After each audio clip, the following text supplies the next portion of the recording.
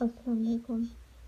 आज जो टॉपिक है वो है डीएनए। अब डीएनए को हम क्या कह सकते हैं? डीऑक्सी राइबोन्यूक्लिक एसिड भी इसको कह सकते हैं। डीएनए क्या है? एक हेरिडिटी मटेरियल है। क्या मतलब कि ये क्या करेगा? कंट्रोल करेगा प्रॉपर्टीज़ को और एक्टिविटीज़, जितनी भी सेल में हो रही हैं एक्टिविटीज़, कोई उनकी प्रॉपर्टीज़, इसका ये वर्क है डीएनए का, ये उनको कंट्रोल करेगा। देखें अगर कंपोनेंट इसके, तो DNA is made up of 4 kind of nucleotides. यानी कितनी टाइप होती हैं? 4 काइंड होगी इसकी। तो सबसे पहले जो है ना डीएएनपी, डीएएनपी को हम डी एडिनोसिन मोनोफॉस्फेट कहेंगे, और dGMP D guanosine monophosphate, dCMP D cytidine monophosphate, और डीटीएमपी डी थायमिडीन मोनोफॉस्फेट। इसके बाद है कि जो न्यूक्लियोटाइड्स होंगे वो एक दूसरे के साथ लिंक होंगे। यही जो 4 टाइप हमने कहा था 4 काइंड के हैं। जब ये एक दूसरे के साथ लिंक करेंगे फॉस्फोडाइएस्टर बॉन्ड के जरिए, तो एक लॉन्ग चेन फॉर्म करेंगे।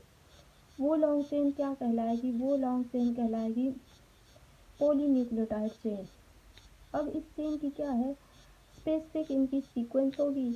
जब ये सीक्वेंस स्पेसिफिक होगी तो इसका मतलब ये है कि ये क्या होंगे? डिफरेंट होंगे लेंथ में और न्यूक्लियोटाइड चेन में, जिनकी स्पेसिफिक सीक्वेंस होगी तो इनकी जो लेंथ होगी और जो चेन होगी वो डिफरेंट होगी।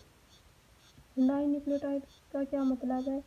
2 न्यूक्लियोटाइड जब एक दूसरे के साथ ज्वाइन होंगे तो हम उसे वो एक फॉर्म बना देंगे डाई न्यूक्लियोटाइड्स, यानी हम उसे डाई न्यूक्लियोटाइड्स भी कह सकते हैं। फिर है nicotinamide adenine and dinucleotide. एक ये भी डाई न्यूक्लियोटाइड है। ये एक इम्पॉर्टेंट कोएंजाइम है कि क्या करेगा? It takes part in several oxidation reduction reaction में। एक कोएंजाइम है जो कि सेवरल ऑक्सीडेशन रिडक्शन रिएक्शन में इन्वॉल्व होगा।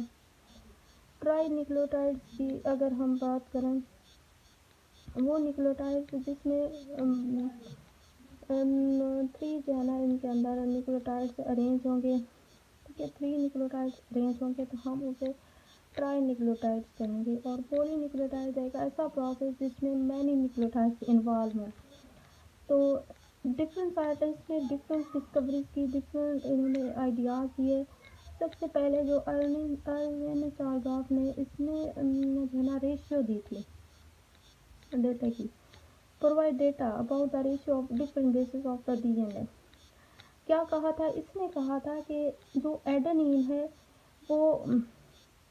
वो थाइमिन के साथ इक्वल होगी उनकी रेशियो, और जो गुआनिन है वो साइटोसिन के साथ इक्वल रेशियो में होगी। दूसरा जो है ना, बहुत से साइंटिस्ट ने इनकी डिफरेंट एक्सप्लेनेशन दी। तो वाटसन और क्रिक मॉडल जो है ना, उसने भी मॉडल ऑफ डीएनए के बारे में वो कहा था। उसने कहा था कि जो डीएनए है वो मेड अप ऑफ होगा 2 पॉलीन्यूक्लियोटाइड चेन से। चेन भी होंगी और स्ट्रैंड भी होंगे। वो जो स्ट्रैंड होंगे वो एक दूसरे के साथ कॉइल करेंगे और एक डबल हेलिक्स को फॉर्म करेंगे।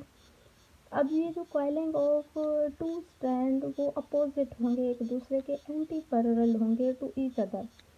ठीक है, वन जो स्ट्रैंड होंगे हम उनको 3 to 5, और जो दूसरा स्ट्रैंड है हम 5 to 3, क्योंकि ये एक दूसरे के अपोजिट होंगे।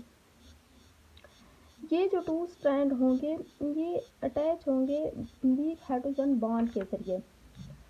वो हाइड्रोजन बॉन्ड अगर हम देखें, वीक जो हाइड्रोजन बॉन्ड है वो एडेनिन थाइमिन के साथ और गुआनिन साइटोसिन के साथ होगी। अब यहाँ पे 3 हाइड्रोजन बॉन्ड फॉर्म होंगे बिटवीन गुआनिन और साइटोसिन की अगर हम बात करें।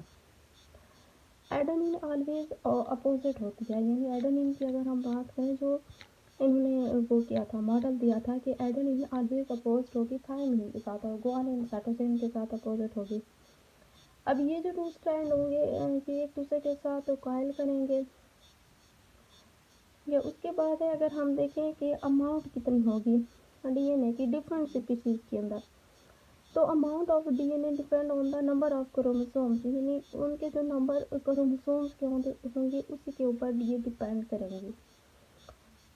अब जो ईच स्पीशीज हैं उनके फिक्स नंबर ऑफ क्रोमोसोम्स होंगे। जितनी भी स्पीशीज हैं जो क्रोमोसोम्स की तादाद है उनकी वो फिक्स होती है, ठीक है, फिक्स होती है, हम उनको चेंज नहीं कर सकते।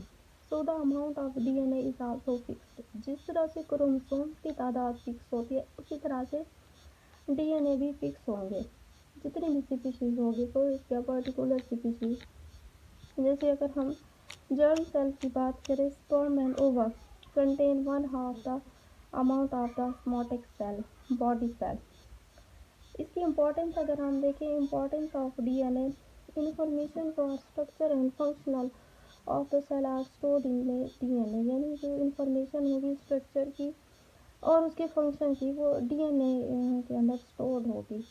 एग्जाम्पल हम देखें, ई कोलाई बैक्टीरिया, वो कंटेन किसके ऊपर, सिंगल क्रोमोसोम्स के ऊपर मुश्तमिल होंगे ई कोलाई बैक्टीरिया, और क्रोमोसोम्स कंटेन 5 मिलियन बेसेस। और ये इसकी इम्पोर्टेंस है क्योंकि ये 5 मिलियन बेसिस के ऊपर मुश्तमिल होते हैं। अब जीन को क्या हम कह सकते हैं कि एक यूनिट है बायोलॉजिकल इनहेरिटेंस का।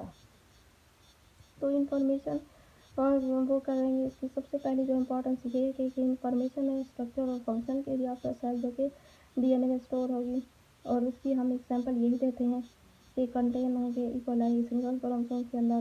दूसरी जो इसकी इम्पोर्टेंस है कि क्रोमोसोम्स के अंदर 5 मिलियन बेसेस होंगी।